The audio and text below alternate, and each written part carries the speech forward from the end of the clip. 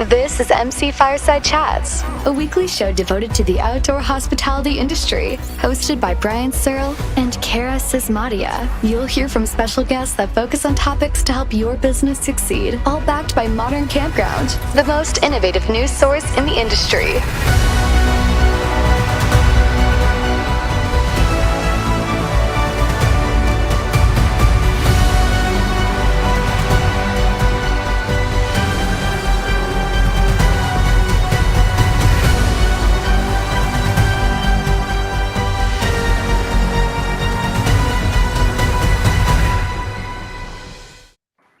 Good afternoon, morning, night.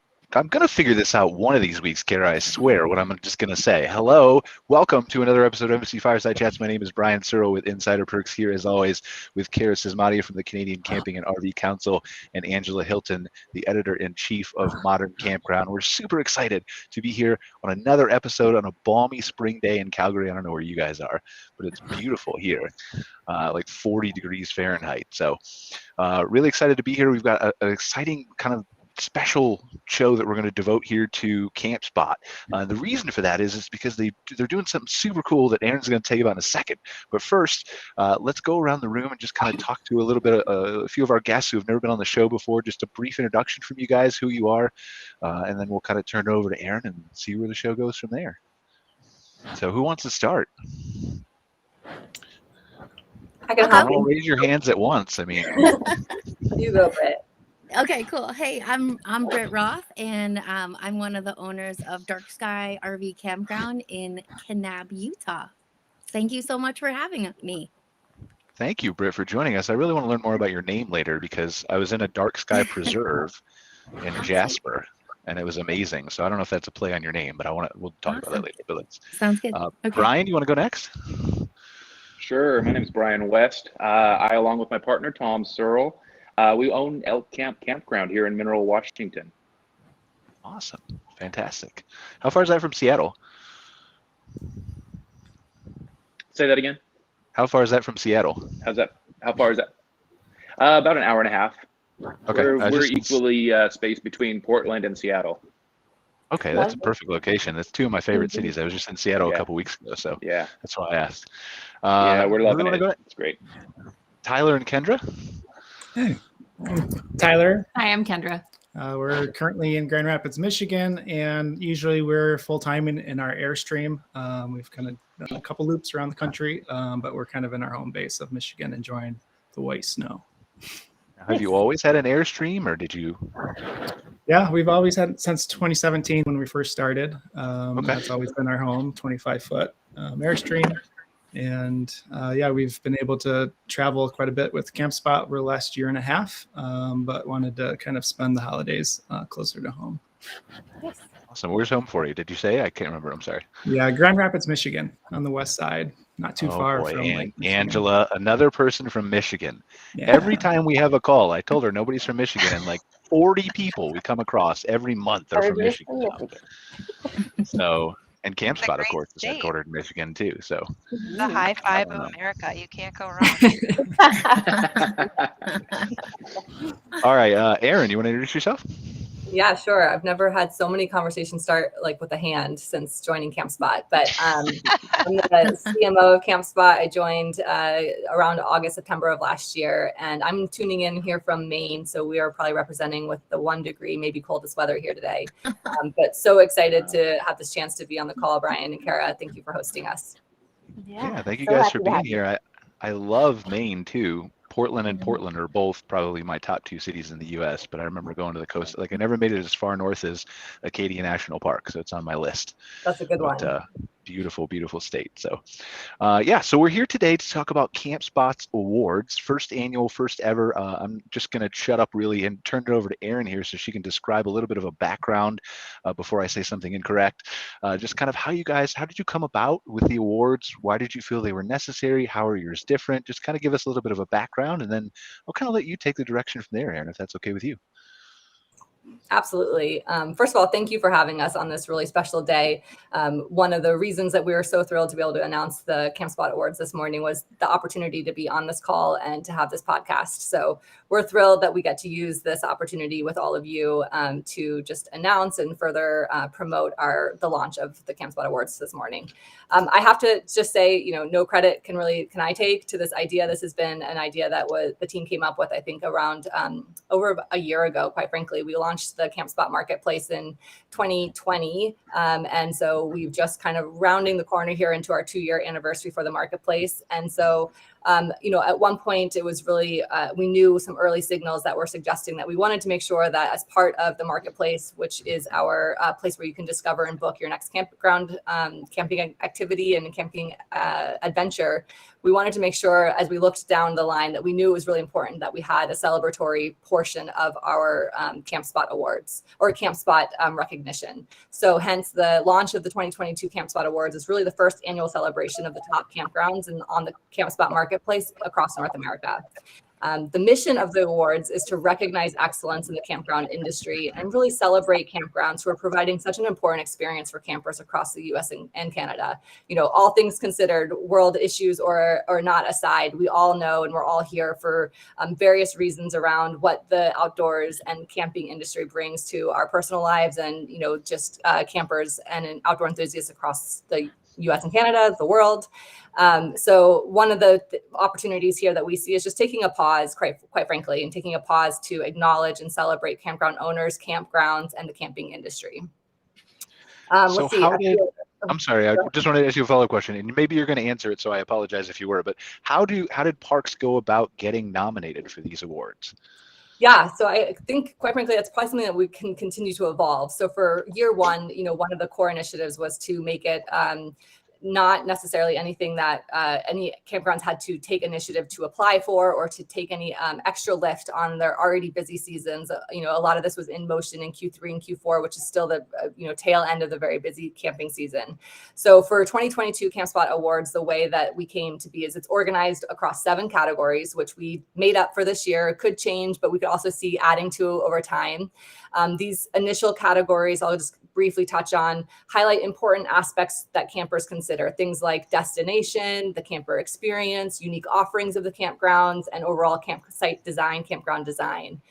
So with that, we used, our ability to understand and have all this public information that we have on our campgrounds to come up with a short list across these 7 categories.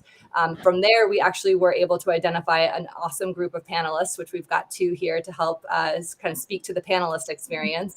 And they were given a short list of campgrounds that fell into that category based on the different methodologies for each category. And then we trust and relied on our esteemed group of panelists who represent different facets of the outdoor industry to then vote and rank on their top campgrounds for each category. And as an example, one of the reasons our panelists was so important was they're bringing authenticity, they're bringing their own voice, their own perspective as being industry experts. And in many cases, like Tyler and Kendra can speak to, they actually are bringing personal firsthand experiences at many of these campgrounds. So we're thrilled to be able to layer in that source of expertise to help us come to the finalists for this year. Awesome. And maybe I'll just speak really quickly to the categories.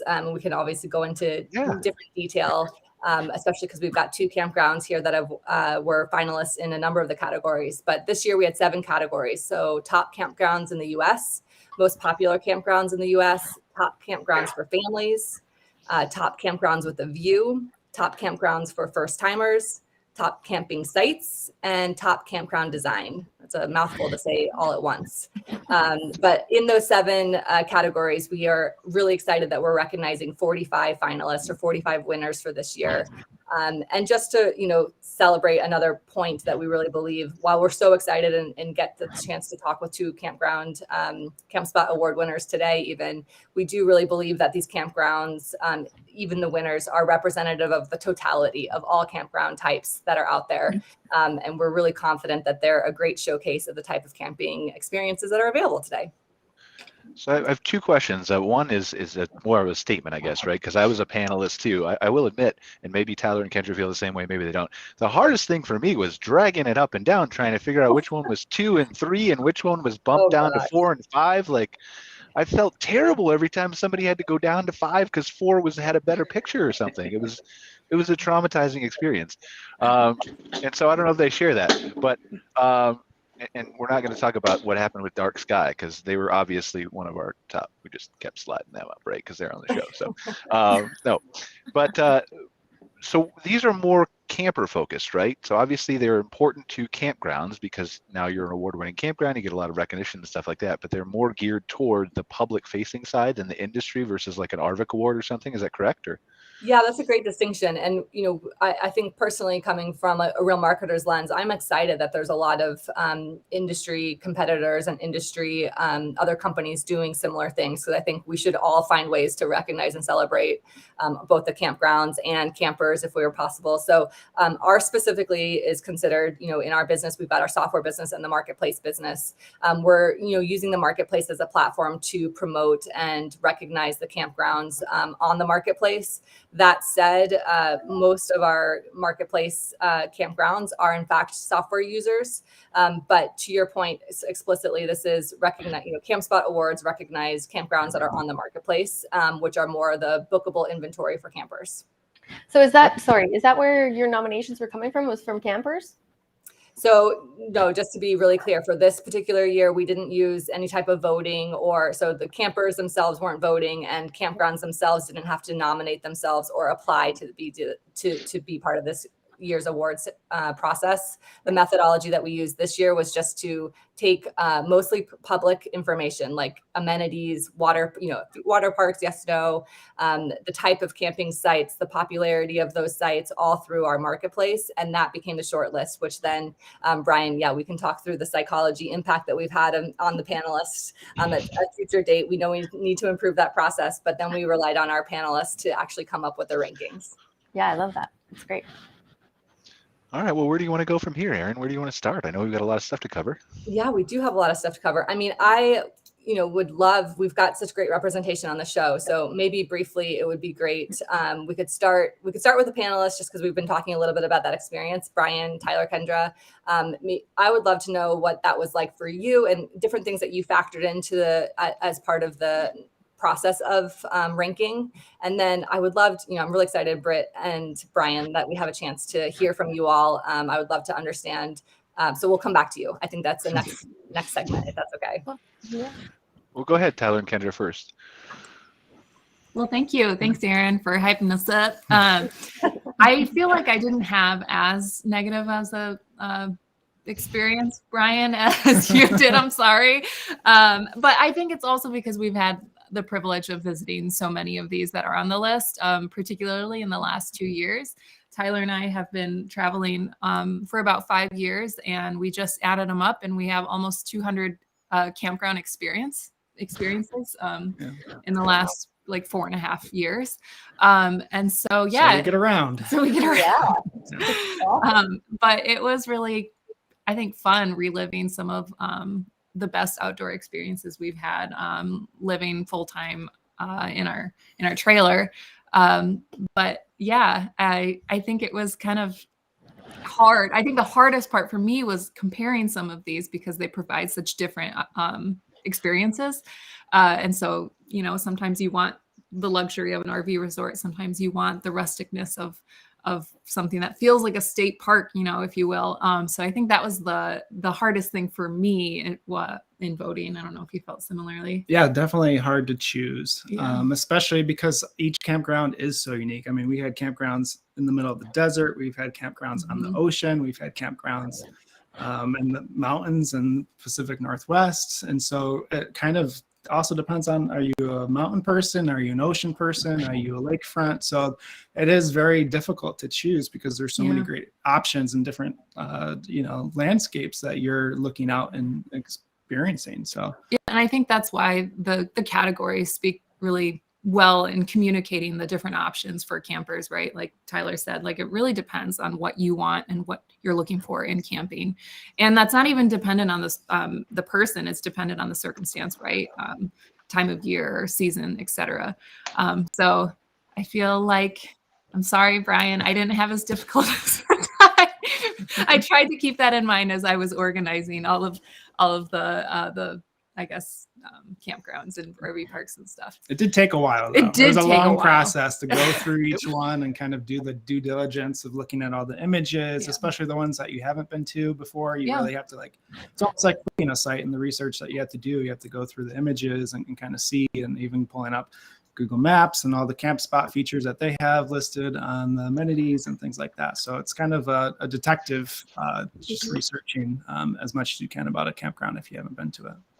Yeah, it wasn't super difficult. It was just kind of when you get down to those last 3 or 4, right? Who's number 1, 2, 3, 4, and kind of disconnecting yourself from that experience that you prefer, right? And so maybe I prefer the mountains versus the ocean, and I have to totally disconnect that because that's not my job to pick my preference. It's my job to pick the best park overall that I feel.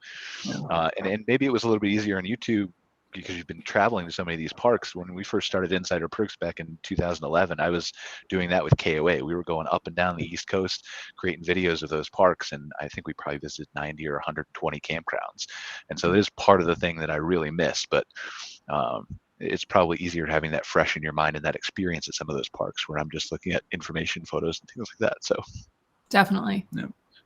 Yeah, I think I'm excited to get other feedback too. I think we actually struggled a little bit with like, what's the best methodology to share all this information and make it easy to follow. So kind of process on being a panelist aside, I think you are all speaking to one of the things that we were trying to find a way to capture and to celebrate, which was there's so many different ways to cut and slice recognition and experiences in today, and how interesting, right? That in fact, I think we're all touching on just the kind of root of one of the things Campspot's trying to even solve for, which is helping someone choose. Like, how do you choose when there's such a swath of choices out there?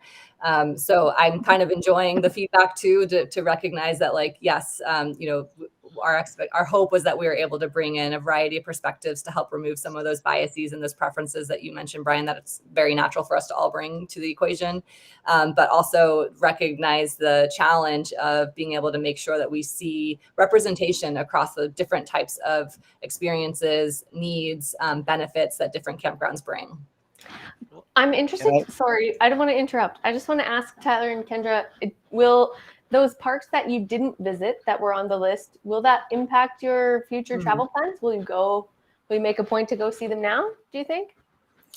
I'm definitely curious, especially with some of the winners that you'll see, because we've heard about them for a while now. And so to see them once again pop up in the top list, it's just even more reason to go and visit. If there's room, that's always the hard part now that things are popular. And Brian West can talk about this, is Elkamp and at Dark Sky, they have limited spaces. And so we got to make sure we plan ahead and try and book early. I think RVers experience sort of this fear of sharing what their favorite things are. And so you just got to swallow your pride. I do hear that all the time. The good places. Totally. The fear that, like, let's keep it a secret and stay hush hush kind of goes against some of this conversation we're having. So I find it funny that, pardon me, some folks have that. I mean, I get it. I understand both sides of the coin, but the recognition is so incredibly valuable, and I'm sure has massive impact on these businesses. Yeah, and not to mention the opportunity for these businesses to grow if they want to, right? Like, why not share that so that they have assets to continue their dream? Yeah, totally agree. Yeah, the one thing I will say before I just let you keep going, Erin, is that the good thing about that ranking, the way you set it up, the 1 through 10, and the thing that actually made it easier, I've talked about how difficult it is, but what made it easier on me to finally deciding that 1, 2, 3, 4 was that by choosing number 1, I'm not eliminating 9 other people. And so I really did like the format of they're still going to get recognition even if I don't make them number 1. Right. I love that. I don't even know if we were conscious about that, but I think that's a really great call out. And, I really hope, and I'd be curious to flip it over to Britt and Brian for your perspective on it. But, our hope is, as an RV family, Cara, just to your point, there's definitely moments where I'm like, don't tell anyone, this is the best, this is the best secret no one knows about in the upper northeast corner here. On the other hand, we want to find ways to also, recognize the campgrounds themselves, the campground owners. I think that is not always an opportunity that is available to campground owners. But the flip side is just, you're creating these amazing experiences for campers. And why not at least, be able to find ways to share or enable the advocates and enable the enthusiasts of your parks to also share with their network. So I guess, Britt, Brian, just kind of curious from your perspective, again, I'm not suggesting that there's some type of new excitement that you have as an award winner necessarily, but what does that mean for you? Is there any conflict? I'm curious about that, kind of the secret or, the option to kind of keep something a little bit unknown, which is a good thing, but also take this opportunity to, celebrate if that feels right for your business. I'll start if that's okay, Brian. No, I think it's totally awesome. I'm tell the world, that because you work so hard and you put so much time and effort, money, into thinking about all of the different aspects and what is going to create a very awesome experience to get people to come back. That's the number one goal, is to have those repeat customers who really thoroughly enjoyed what you're doing. And we do hear it 9 times out of 10 from people that visit with us that they're just I don't want to tell anybody because then everyone's going to know. And it's just really humbling to hear that because they want to cherish it. And like you said, we do only have 18 sites. And so it does become, a supply and demand situation, but it sort of brings to light for people oh, well, then I need to plan ahead, which also helps us for future planning and seeing, what months are popular and where we need to market for slower months. So we do love the recognition. We appreciate it. And, the RV camper community is so amazing that they do want to share, even though they do want to share the awesome experiences. And so this only helps kind of bolster that position for people to then share and then it kind of adds a little pizzazz for them too, that they maybe stayed at an award-winning campground, which is extra cool. So thank you. It's totally awesome. Absolutely. Now, I have a question for you. It's not award related, so I just want to touch on it real quick, just because we have a lot of campground owners who watch the show. As an 18-site park that is probably one of the highest, would you say highest in demand parks? Certainly more so now that you're an award winner and getting this kind of publicity. But how does that impact your rate planning and forecasting in advance when you know that you're limited and there's such high demand for your sites? Well, we really try to be very aware of the pricing in our community. We have 6 other parks that we're quote in competition against, but personally we're very different, and so we don't see ourselves necessarily as competition. And our what we're doing here speaks to a certain camper, and what other parks are doing will speak to other people. And so we really are very aware to not price ourselves out. And you can tell if something is we tried out leaving our pricing for the winter months to see how things were gonna go. And we didn't have, comparing our reservation grid from this time last year, we didn't have as many reservations. So we just dropped down to our winter pricing, and we're able to up our traffic. So, and every time we up our rates for the new year, we always justify it. We don't do it just because we think we can. We're always adding something new for the user experience. And so it always feels good for them instead of feeling like they're being taken advantage of it just because it's, because we can. Sure. Absolutely. Thank you. I appreciate that. Yeah. Thanks. Back to the awards, Erin. I'm sorry we distracted us for a second. No, it's okay. Maybe Brian, what's your kind of experience or feedback here, and how do you think about that kind of supply demand concept that we were talking about too? Oh, you might be on mute.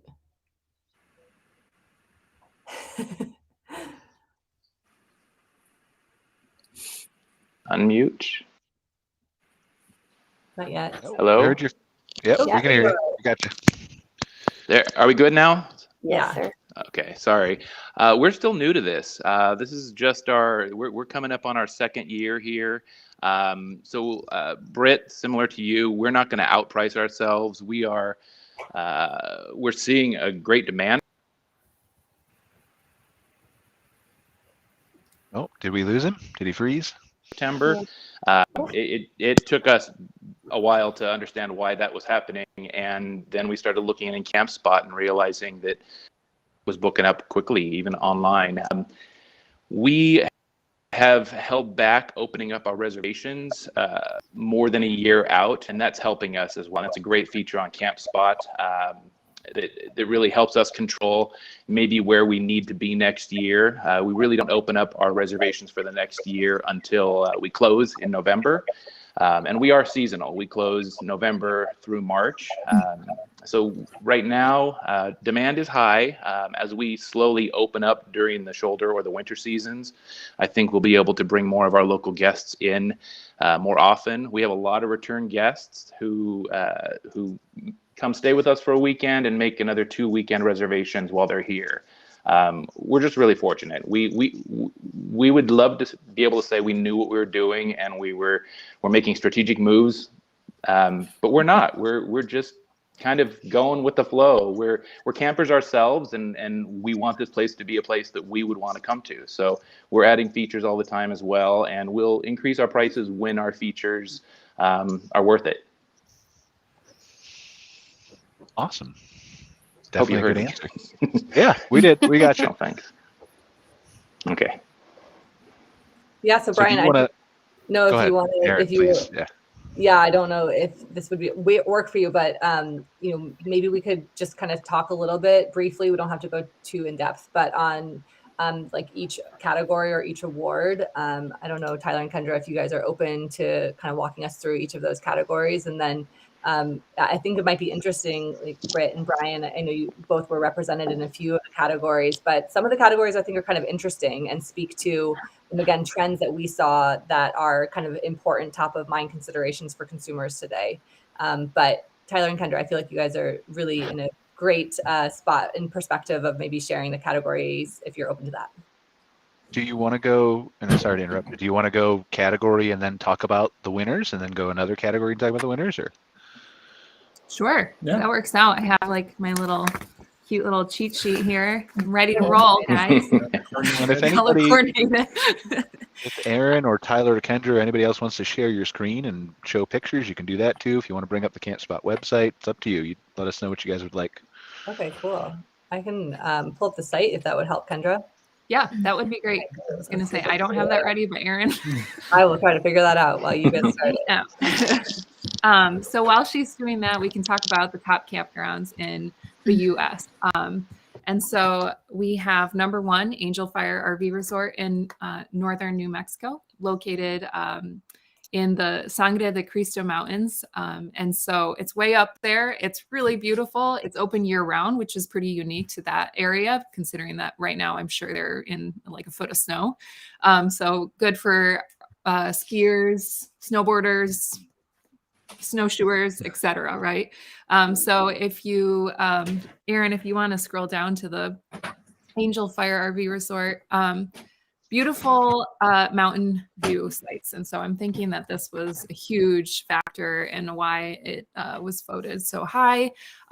Also, it's got the amenities of an RV resort. I think a lot of these winning campgrounds have the kind of luxiness of an RV resort as opposed to an RV park or campground. And again, this speaks to what some campers want versus what other campers want.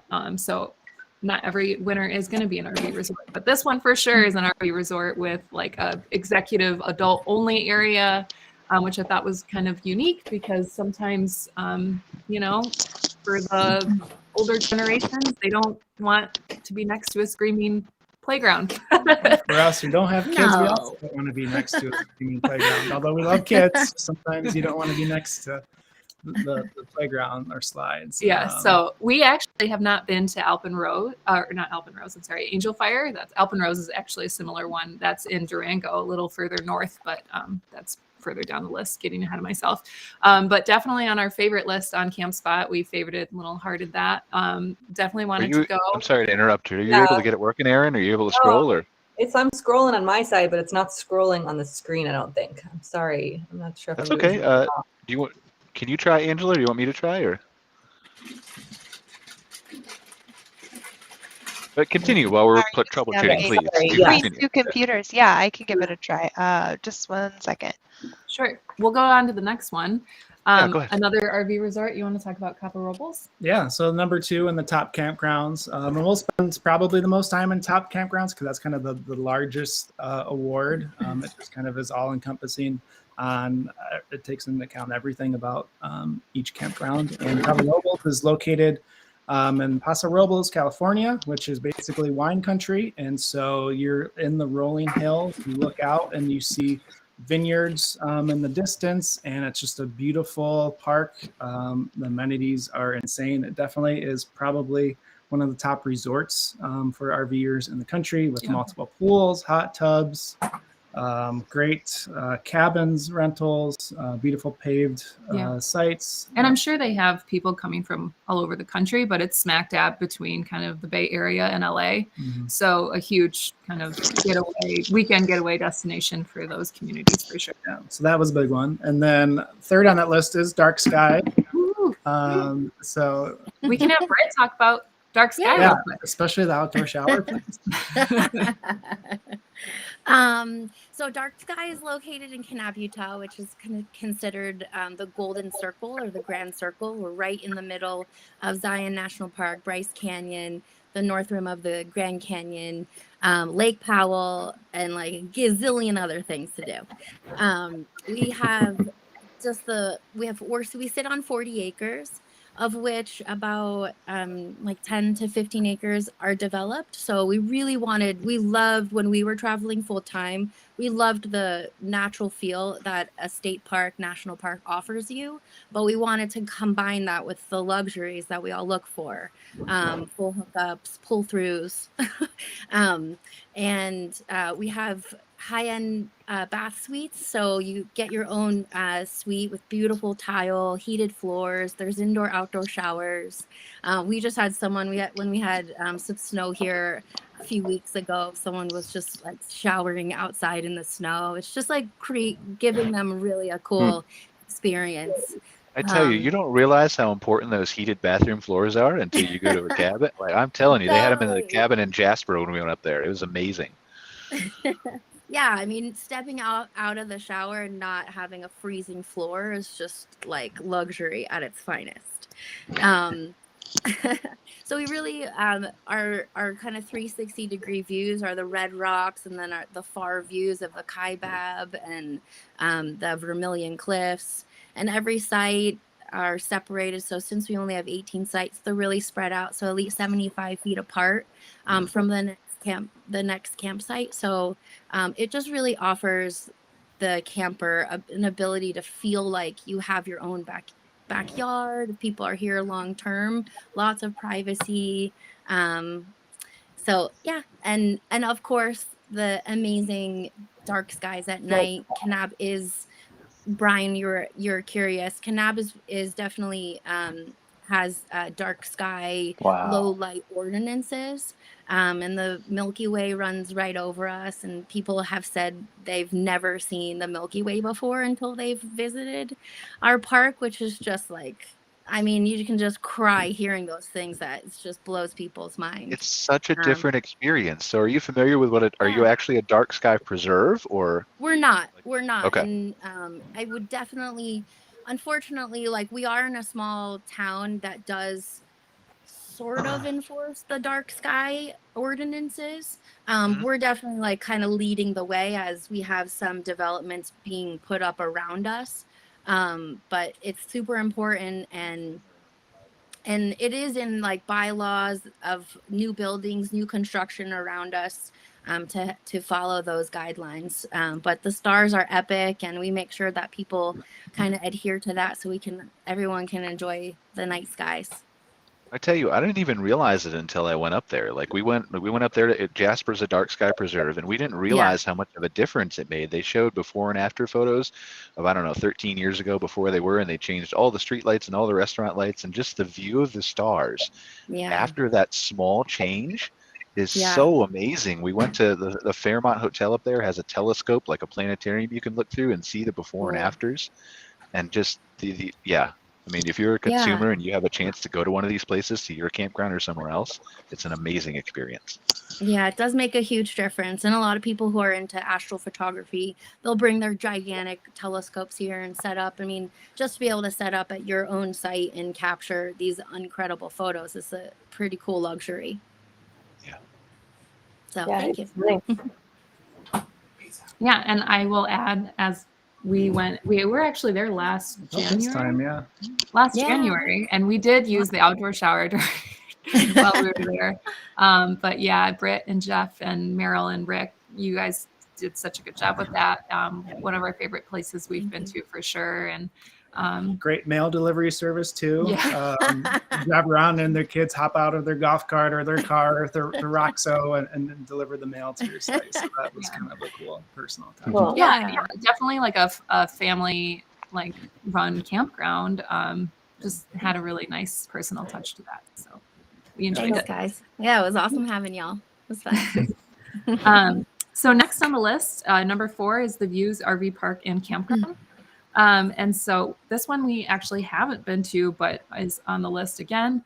I think this really speaks to sort of this glamping, like I can't even say trend because it's not even a trend anymore. It's just the evolution. Yeah, the glamping asset of the outdoor industry right now and how popular that is and is continuing to be, right?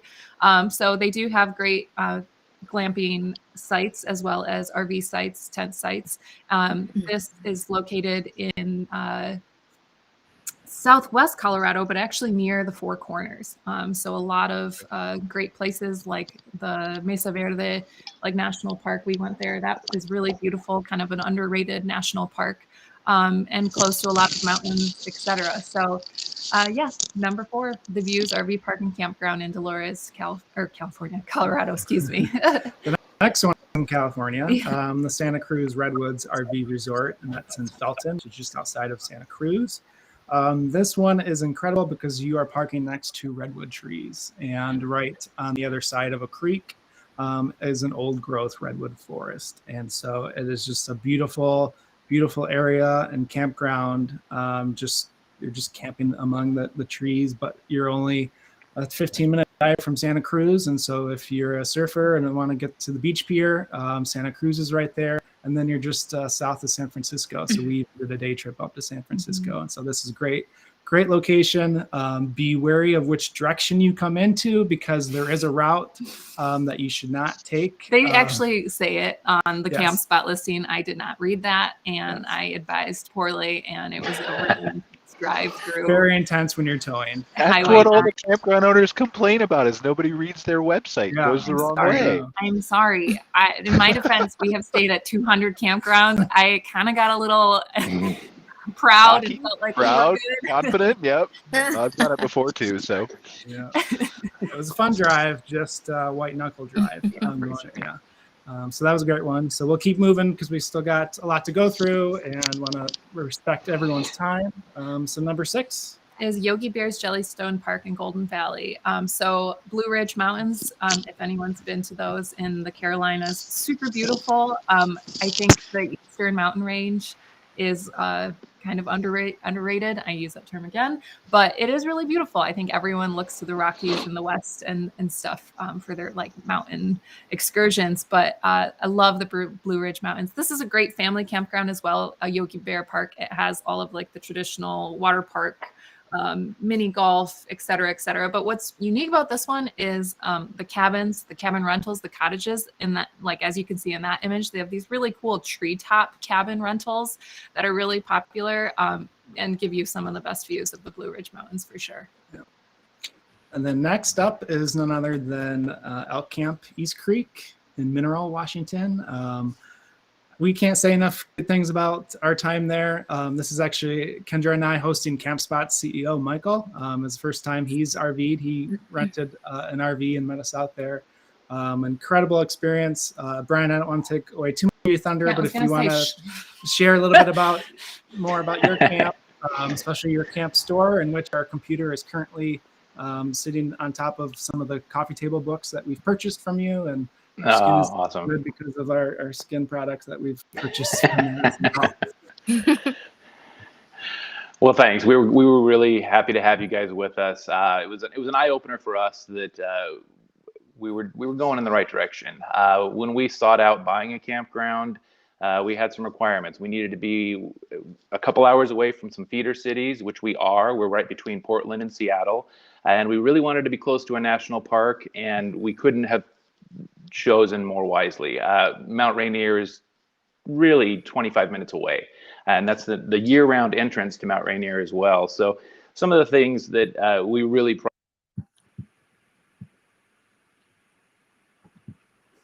in his defense, he is in a remote area. We can attest to the internet. But that's not why you say anything, because I figured it was my internet. I didn't want to if it was just pausing for me, so I wasn't sure. But he's got some beautiful artwork, and we're looking at his pictures too of his park. So if he comes back, yeah. I mean, it is definitely a remote destination, like he said. It's kind of crazy that it's so remote because it's only an hour away from Seattle and Portland. But it definitely gives you the vibe of being in a state park, but with like the luxury of like their bath suites and their campground store, like Tyler mentioned. It has on-site but we're surrounded by. Oh, Ryan. I think he's coming in and out. Probably go ahead. You can go ahead, Erin. I was going to say they have on-site paths through some old growth forests, sort of the quintessential Pacific Northwest vibe of like moss covered trees, all green. They have this beautiful meadow. More product and improve it. Sorry. That's okay. Was my Wi-Fi not working? Yeah, that's okay. You were popping in and out. You were hitting the rural points. That's all that matters. So. All right, good. Yeah, well, and Tyler and Kendra, they saw everything, and we're just working to improve it and make it even better next year. Our store is going to be remodeled. We're remodeling it right now, as well as our bathroom buildings. I'm not sure if you heard me say that, but we're having so much fun. This is a fun world to live in. I don't know why I didn't do it sooner. It's stunning. The photos are incredible. I'm sure they don't do it justice, but amazing. Thank you. Yeah, Thank you. And to say Mount Rainier is 25 minutes, I feel like it's 5 minutes because you can. I felt like it was like 15 minutes away. It was really close. Amazing to be that close to a national park and within 2 hours of, even as Brian Searl said, 2 of his favorite cities. That's an incredible location, and you guys have done a great job maintaining and building the customer experience. Yeah, so, for sure. Yeah, we'll be back. Thank you. Yeah. Good. We look forward to it. I mean, I'm going to come first, so you better reserve your site early. That's all I'm saying. So let's move on to number 8, Carolina Pines RV Resort. A lot has been said about this RV resort, I feel like, in the camping industry. So I'm not sure how much I want to go into it, except for the fact that it's like a quintessential RV resort, on-site amenities. We loved the pickleball courts in particular. It is close to Myrtle Beach, South Carolina. Golf cart rentals, water park, the whole 9 yards. I think one like very unique thing about this camping experience in this RV resort is they had like delivery service for like cocktails and meals and stuff. That was kind of crazy. As well as I'll mention like the community area. That was really fun. And I think different than other RV resorts, they have like a fun area that you can get together with other campers and stuff. Yeah. Number 9 on the list is Yogi Berra's Jellystone Park Camp Resort, Guadalupe River. This is in Hill Country, Texas. Great for family. It's also right on the Guadalupe River. And so it's beautiful, just natural riverside amenities. You can fish. They have all kind of the resort amenities that you'd like, including, as you can see in the pictures, water slides and pools and jump pads and and great things for kids of all ages. I think Texas Hill Country is a year-round destination, but I think in the summer in particular, the Guadalupe River is huge for like tubing and stuff. Obviously, it gets super hot in Texas, and so the river provides kind of like a cool getaway destination to cool off and have some fun. Yeah, don't forget a tube for your cooler when you tube down that river. And number 10 is Lost River Valley Campground in North Woodstock, New Hampshire. And we had the pleasure of staying here as well. It's run by a family, and it's about, I think, 40 sites. And so it's a medium-sized campground. Again, this one is kind of like the state park feel rather than like an RV park or RV resort, which is really, really great. You got to kind of go a little slow when you in and you're parking your rig, because there are some close corners with some trees, but I think they do such a good job preserving like the natural setting around you. It's located near Mount Washington. It's actually in a national forest, I believe, the White Mountain National Forest area. It's near the Flume, the Gorge. I mean, we did like all of the Mount Washington, White Mountain stuff when we were there, and great family that runs it. They just added some wintertime cabins, I believe, some mountain view cabins. And so it's really cool to see that they're expanding and doing so well. And they have a great brook that runs through a lot of the campsites in the back. And so you just sleep with your window open and just have this pebbling brook all night long. Yeah, it was very lulling you to sleep. Yeah, it was nice. So yeah, great experience. And so that kind of wraps up the top campgrounds in the U.S., which is kind of the biggest award. And then we'll kind of more briefly go through some of the other awards and talk about kind of the process and why some of those were chosen. So we'll kind of keep moving forward and down that list into most popular. And so this is a little bit more this one was statistically based. Yes, I was going to say quantitatively based on Campspot's bookings, right, Erin? I'm good with that. Yeah, so you're right. And this one was really interesting. Based on camper direct searches. So what were people looking for? Marketplace bookings, marketplace favoriting. So we can actually see people who are saving campgrounds that they want to revisit or visit again in their app, reviews and photos. So number 1, we have the Santa Cruz Redwoods RV Resort. We already spoke to this. It's so close to San Francisco. It makes a lot of sense. There's a lot of people coming from Lodi when we were there as well. So sort of those communities around San Francisco, a lot of people booking there. Canyonlands RV Resort and Campground. Number 2 is in Moab, Utah. It's sort of in between Moab and, well, I was going to say in between Arches and Canyonlands National Parks.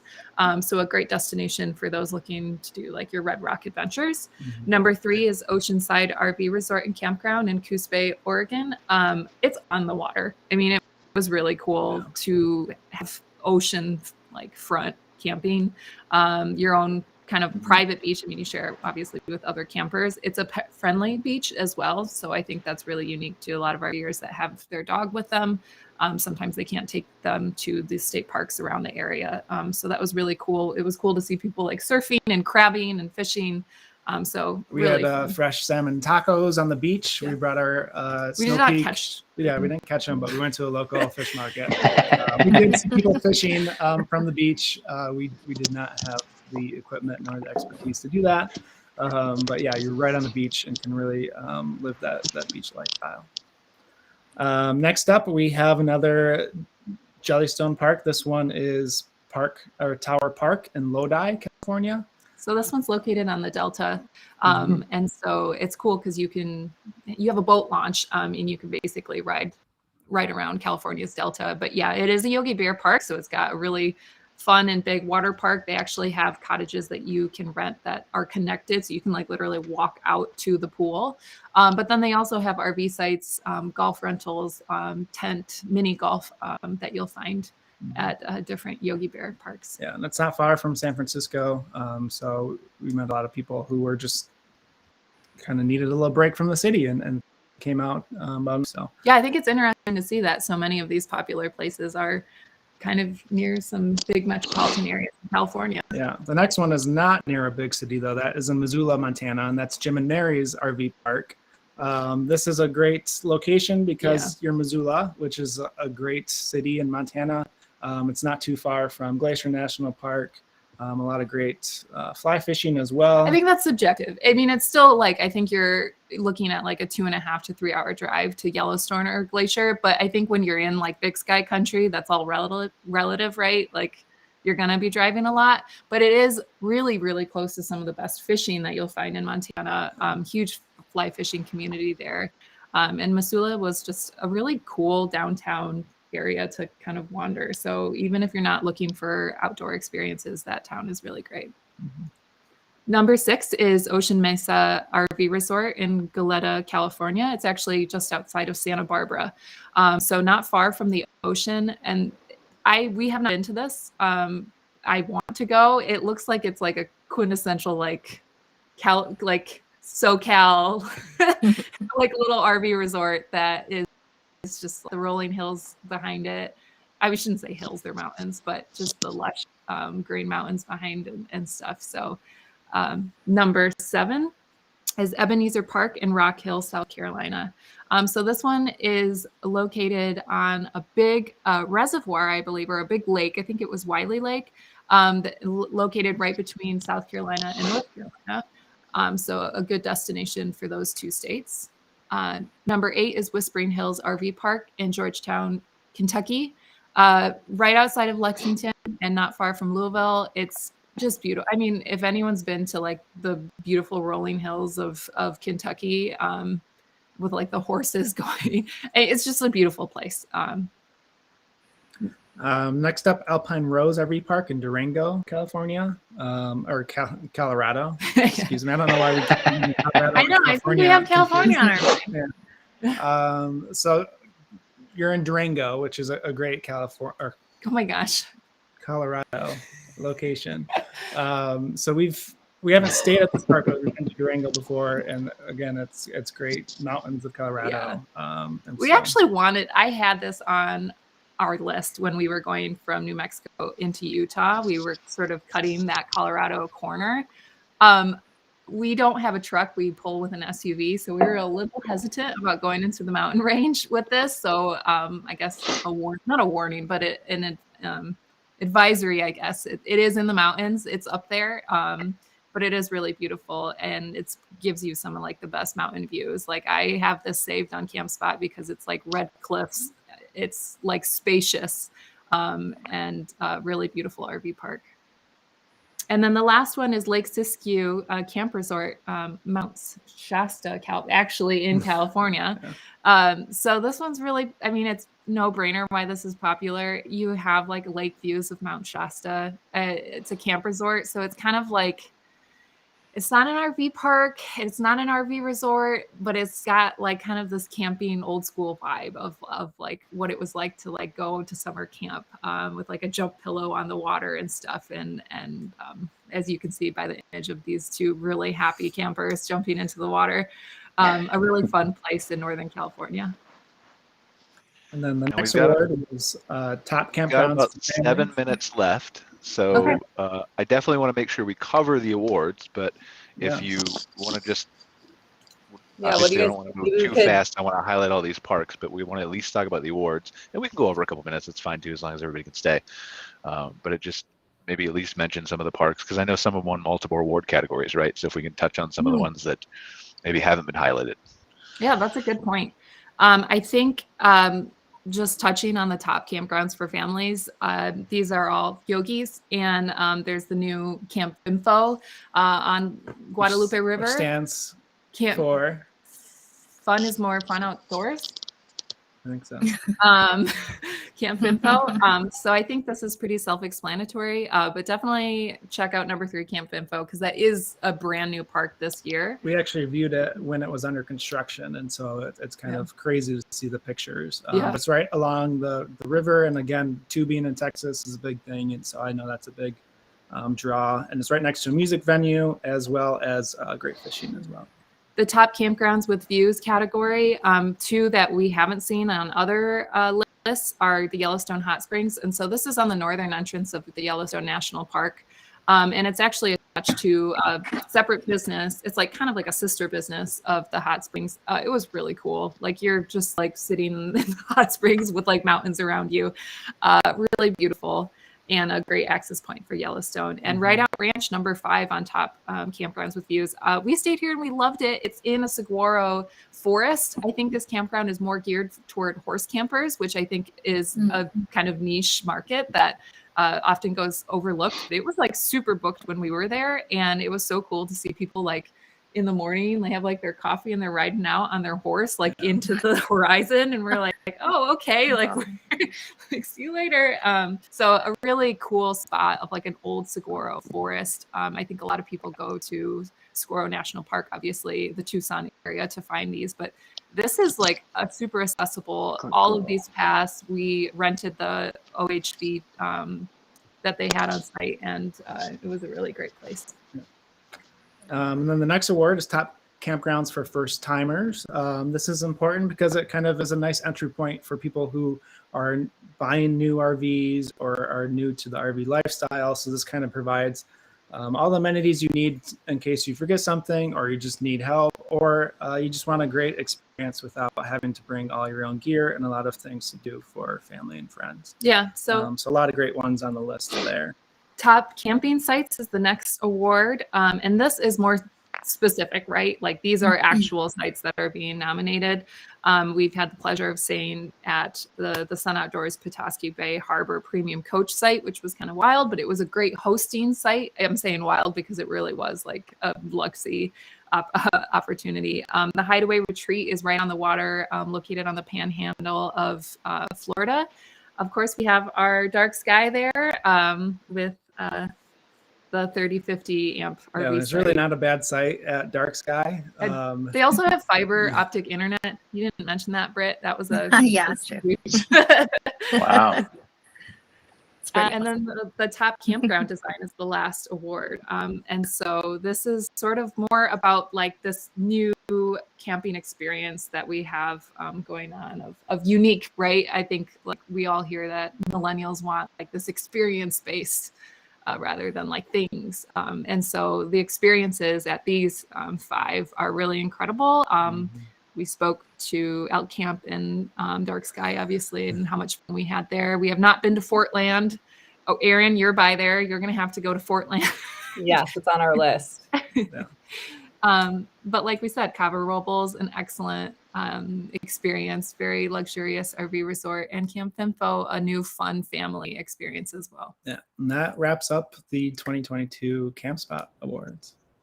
Thank you guys for doing such a fast and good job of getting through 45 amazing winners. And I know we're kind of running out of time, Brian, but I just want to take 2 seconds, if it's okay, to just thank, Yeah, we can go a couple minutes over. That's fine. But, so much of our ability to even offer these awards is to the assessment, Tyler and Kendra, that you just did so well and thoughtfully, but also as a panelist. So Brian, you're also a really important piece of this puzzle. And so I just wanted to take a moment to acknowledge that we had 9 panelists. And as you can hear, Tyler and Kendra have such an expertise as full-time RVers, but also the founders of E1, which is a really amazing creative agency that we've also had the chance to work with Campspot. Really quickly, I'll just highlight the other panelists. Obviously, Brian, thank you so much, founder and CEO of Inside Perks and Modern Campground. And then running through our other panelists, we've got Adventures with Gabby and Gabby, who's the founder of Adventures with Gabby and Gabby. Jeremy Puglisi, who's the owner and author of RV Atlas. Phil Tickmore, who's the founder and admin of the Jellyheads fan group. Erin and Lauren Grajalva, who are the creators of the Wanderpreneurs, which is an amazing group that we love to work with. Joel Holland, the CEO of Harvest Hosts. Janet Humphrey, the director of operations for RV Life, and Denise Hagan, who's the marketing manager of Winnebago. So really this opportunity would not even exist if it weren't for wonderful campgrounds like Britt and Brian, your campgrounds, but also with the thoughtfulness and just the approach tackling the ranking process around the methodology for this year's Campspot Awards. So thank you all so much. Awesome. Well, thank you guys all for being a part of the show. I really appreciate it. And again, I'm hopeful that this is running for another 10, 20, 30, 40 years, right? Especially because of that ranking scenario. I really like and again, I can see the ways that you can improve, right? Not that you need to, but just the ways that you can enhance the nominating process, make sure more parks are aware, make sure there's more recognition involved as you kind of build on these awards and get more publicity for them. But I tell you, like Tyler and Kendra could probably speak to this, having been to 200 campgrounds, right? I've been to hundreds of them as well, not recently, but it still amazes me how many places I don't know about. Despite all the traveling and all the parks that I've been to and all the places I've been. And so I think it's just super critical to continue to highlight these different parks and awards and recognition, and just make sure that more people are aware of them, especially for all the hard work that goes into some of these places that really is underappreciated. It really is. Yeah. And how humbling, right? To even just spend 30 minutes listening to some of these campgrounds, to have just, built our own bucket list. I'm sure like many of you, just like, oh my gosh, this is on the list now and this needs to be on the list. So, I think there's something that really special about all the amazing experiences that campground owners like Brian, like Britt, like you guys are doing and bringing towards forward for us. But also this opportunity to remember that these adventures and these opportunities are literally in our backyards. And we're really excited that we're all part of, that collective effort to make sure that we're accessing what's available to all of us. Absolutely. Well, next year we need to get Tyler and Kendra up to Canada, because I didn't see any Canadian parks on the list. Come visit. Sure. We actually have like a hypothetical loop if we pull the trigger on it this spring. That includes revisiting both Dark Sky and Elkamp and making our way north into Canada, because I have not been to British Columbia, Calgary area, and I want to. So maybe. Yeah, you really should. Tons of great spots up here too. I was going to say we need to set up a Canada category for awards too here. Going forward. Parks up here. Yeah. I'm sure Cara can help facilitate that. So. I mean, I'll do what I can. Sure. Round out our panelists group. Oh yeah, you talk to Erin and all that, so we can, help them understand where they can go and what they can see. So, lots of beautiful stuff up here. So looking forward to that. And then I think we need a best podcast industry category award. There might not be 10 people there. Round of that, Brian. Yeah. Yeah. I feel like it would be valuable. But anyway, thank you guys all. I really appreciate you joining us. Thank you to the park owners, to the award winners, to everybody who joined us on this show, to Tyler and Kendra. Just really appreciate highlighting again this awards, the value that it brings to parks, sharing some of those experiences. I know we have mostly campground owners who are watching the show, but just an appreciation of what is possible, what can be accomplished.